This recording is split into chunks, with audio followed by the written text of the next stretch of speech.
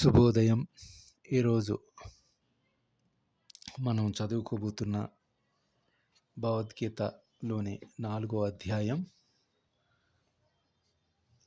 దివ్య జ్ఞానం అనే అధ్యాయం నుంచి 21వ శ్లోకం నుంచి 25వ శ్లోకం వరకు వాటి యొక్క శ్లోకము తాత్పర్యము తెలుగు ఇంగ్లీష్లోని మనం ఈరోజు పఠిద్దాం. ముందుగా శుక్లాం భరధరం విష్ణుం శశివర్ణం చతుర్భుజం ప్రసన్నవదనం ధ్యాయే సర్వవిఘ్నోపశాంతయే. ఓ గణనాథ, ఎప్పటి వరకు మాకు నిరాటంకంగా దిగ్విజయముగా మొదటి 3 అధ్యాయాలు వాటి యొక్క తాత్పర్యము పఠించాం. ప్రస్తుతం మేము 4వ అధ్యాయం మొదటి 20 శ్లోకాలు పఠించగలిగాం. తదుపరి 21వ శ్లోకం నుంచి 25వ శ్లోకం వాటి యొక్క తాత్పర్యం చదువుకోబోతున్నాం.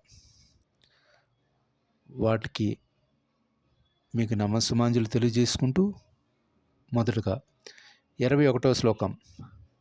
త్వక్వా కర్మఫలా సంఘం నిత్యతృప్తో నిరాశ్రయః కర్మణ్యాపి ప్రవృత్తతోపి నైవ కించిత్ కరోతి సహ. ఈ శ్లోకం వాటి యొక్క తాత్పర్యం ఏమిటంటే, అవగాహన కలిగిన మానవుడు మనోబుద్ధిని పూర్తిగా నిగ్రహించి తమకు గల వస్తువులపై స్వామ్య భావనను విడిచి కేవలం జీవిత అవసరముల కొరకే కర్మను నొసరించవలనని ఏ విధముగా వర్తించుచు అతడు పాపఫలములచే ప్రభావితుడు కాకుండును అని మనం ఈ శ్లోకం ద్వారా దాని అర్థం మనం తెలుసుకోవచ్చు. In these verses between 21 and 25 of the chapter 4, Divya Jnanam from the Bhagavad Gita says, Lord Krishna describes the internal state and the daily conduct of a person who has achieved spiritual equanimity. He explains how such a person remains unaffected by the duties of life, like success and failure, while performing their duties. With this context, we are taking the meaning of the verse 21 from the chapter 4, Divya Jnanam from Bhagavad Gita, says about that abandoning all the attachment to the result of these activities, ever satisfied and independent, he performs no fruitive action although engaged in all kinds of undertakings. This is the meaning of the verse 21 from the chapter 4 Divya Jnanam of Bhagavad Gita. మనం ఇప్పుడు 22వ శ్లోకం దాని యొక్క తాత్పర్యం తెలుసుకుందాం. ముందుగా 22 శ్లోకం. యదృచ్ఛా లాభ సంతుష్టో ద్వంద్వాతీతో విమత్సరః సమః సిద్ధావసిద్ధౌ చ కృత్వాని నా నిబధ్యతే. 22వ శ్లోకం మీనింగ్ ఏం చెప్తుందంటే, యాదృచ్ఛికంగా లభించిన దానితో సంతుష్టు పడుగాడు, ద్వంద్వాతీతుడు, అసూయరహితుడు, జయాపజయాలు రెండింటిలో స్థిరుడై ఉండేవాడు, కర్మలను చేయుచున్న ఎన్నడూ వానిచే బద్ధుడు కాడు అని మనం వీటి యొక్క అర్థాన్ని మనం తెలుసుకోవచ్చు.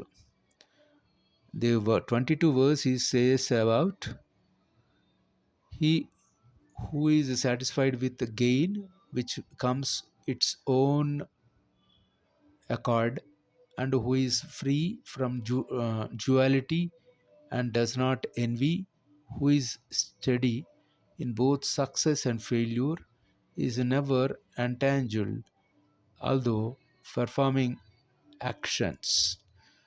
This is about the meaning of the 22nd verse of the chapter 4.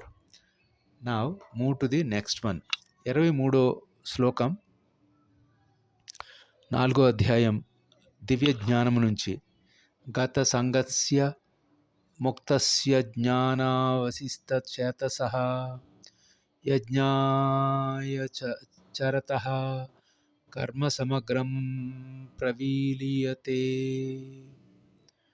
ఈ 23 శ్లోకం మనం తెలుసుకోవలసిన దాని తాత్పర్యం ఏమిటంటే, నిశితంగా మనం చదువుకుంటే భౌతిక ప్రకృతి త్రిగుణముల పట్ల అనాసక్తుడై దివ్య జ్ఞానమున సంపూర్ణముగా స్థితుడైన మానవుని సమస్త కర్మలు పూర్తిగా దివ్య జ్ఞానంలోనే విలీనమగునని మనం ఈ శ్లోకం యొక్క తాత్పర్యంగా మనం చెప్పుకోవచ్చు.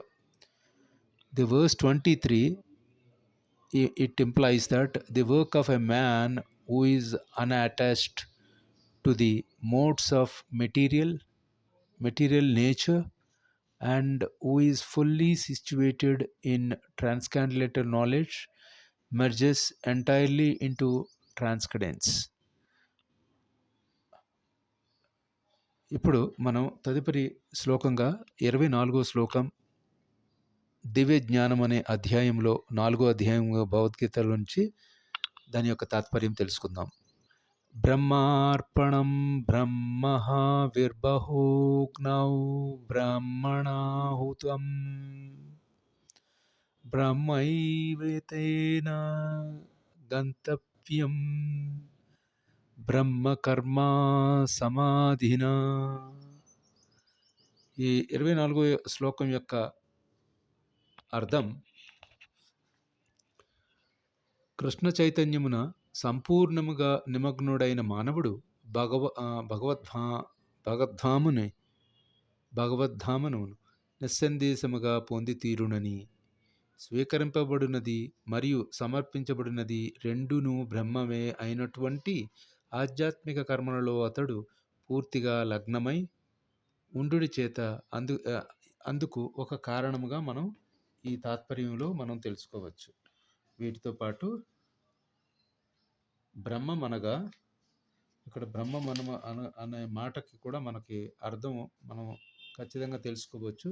బ్రహ్మం అనగా ఆధ్యాత్మికము. ఆ ఆధ్యాత్మికము శ్రీకృష్ణ భగవానుడే పరబ్రహ్మమని, అతని దివ్య శరీర కాంతియే ఆధ్యాత్మిక నిజమైన బ్రహ్మతో జ్యోతిగా పిలువబడుతుందని, స్థితిని కలిగిన ప్రతిదీ ఆ బ్రహ్మ జ్యోతిలోనే నిలిచి ఉండునని మనకి ఈ పద్యం ద్వారా మనం తెలుసుకోవచ్చు. 24 శ్లోకం యొక్క తాత్పర్యం. వర్స్ 24 బ్రహ్మారాపకం శ్లోక.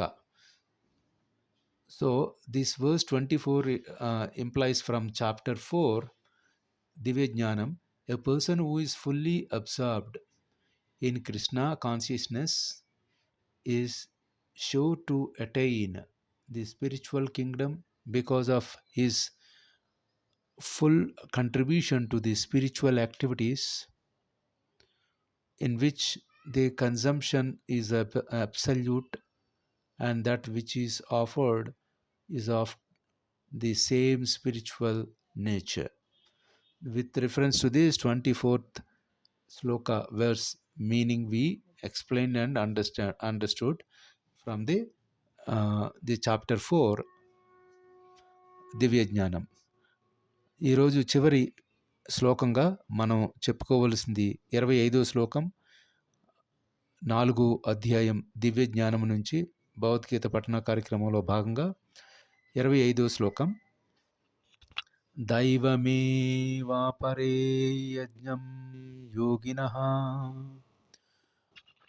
పర్యుపాసతే బ్రహ్మాగ్నవపరే యజ్ఞం యజ్ఞేనైవోపజూహతి. ఈ 25 యొక్క శ్లోకానికి మనం దాని యొక్క అర్థము ఏమిటనంటే, కొందరు యోగులు వివిధ యజ్ఞముల ద్వారా దేవతలను చక్కగా పూజింతురు. మరికొందరు పరబ్రహ్మం అను అగ్నిలో హోమం చేయుదురు. ఇది ముఖ్య సారాంశంగా మనం పరిగణిస్తే, దానికి అదనముగా ఒకటి లౌకిక సంపదల కొరకై చేయబడు యజ్ఞము, మరొకటి దివ్య జ్ఞాన ప్రాప్తి కొరకు చేయబడు యజ్ఞము, కృష్ణ చైతన్యవంతులైన దేవాది దేవుని మనం కొలిచినప్పుడు వారి యొక్క ప్రీతి కొరకై భౌతిక వస్తువునన్నిటినీ త్యజింతురు. తాత్కాలిక సుఖమును ఆశించేవారు తమ భౌతిక పదార్థములు ఇంద్రుడు, సూర్యుడు వంటి దేవతల ప్రీతి కొరకే అర్పింతురు. ఇతరులు నిరాకారవాదులు, మాయావాదులు నిరాకార బ్రహ్మంలో లీనమగుట చేత తమ వ్యక్తిత్వం అర్పింతురు. భౌతిక జగత్తును పాలించుట మరియు దానిలోని వెలుగును, జలము, ఉష్ణము వంటి వాటిని సమకూర్చుటకు దేవాది దేవతల చేత నియమించబడినట్టి శక్తివంతమైన జీవులే ఈ విధము రకముల దేవతలు. భౌతిక లాభములలో ఆసక్తి కలిగినట్టు వారు సైనిక, వైదిక కర్మకాండలను అనుసరించి చేయబడు వివిధ యజ్ఞముల ద్వారా అట్టి దేవతలను పూజింతురని మనం ఈ 25వ శ్లోకం యొక్క భావాన్ని మనం చక్కగా తెలుసుకోవచ్చు. ఇంతటితో ఈరోజు మనం తలపెట్టిన 21 నుంచి 25 శ్లోకాలు పఠించాం. దాని అర్థము, తాత్పర్యం తెలుసుకున్నాం. ఇప్పుడు ఇంగ్లీష్లో తెలుసుకుందాం. So 25th verse of the chapter 4, Daiva Jnanam, which implies that some yogis perfectly worship the demigods by offering different sacrifices to them, and some of them offer sacrifice in the fire of Supreme Brahmin. So key takeaways from this one is freedom from duality about the verse 22 depicted, and the Brahmarpanam. So 24th verse we can understand that this is one of the most famous slokas in the Gita, often recited as a prayer before the meals, and it teaches that, and when the effect of offers, the item of offered and the person offering and the even goal are all seen in a main manifestations of the divine Brahmin, then work itself becomes a form of meditation. Sacrifices as a lifestyle also we understood from the 25th sloka. These are the things we studied and understand about the meanings of slokas from 21 to 25 of the chapter Divya Jnanam, chapter 4 from the Bhagavad Gita. With this we are concluding.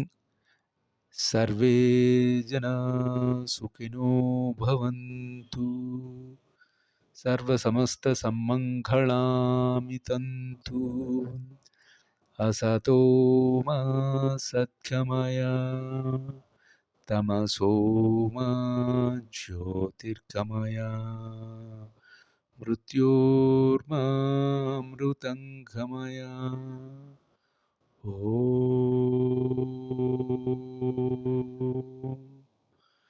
Shanti Shanti Shanti.